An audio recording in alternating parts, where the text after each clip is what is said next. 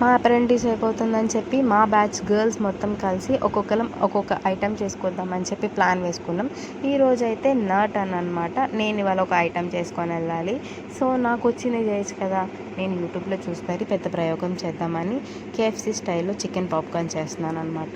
So నేను దానికోసం ½ kg chicken తీసుకున్నాను.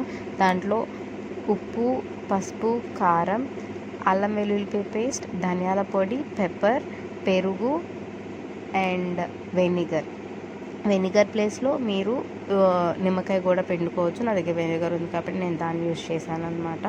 అండ్ అలాగే ఈ మొత్తాన్ని మనం ఫుల్గా మిక్స్ చేసుకోవాలి, అది ముక్కలకి పట్టేలాగా. అండ్ దీన్ని మొత్తాన్ని మిక్స్ చేసుకున్నాక ఒక బౌల్లోకి తీసుకొని నేనైతే ఫ్రీజర్లో ఒక నైట్ మొత్తం నేను పెడుతున్నాను అనమాట. ఇట్లా మ్యారినేట్ చేసింది మనం పెట్టుకుంటే మంచి టేస్ట్ వస్తుంది. దీని తర్వాత ప్రాసెస్ ఏంటనేది నెక్స్ట్ పార్ట్లో పెడతాను. టేస్ట్ ఎలా వచ్చింది ఏంటనేది కూడా అప్పుడు చెప్తాను. Bye bye.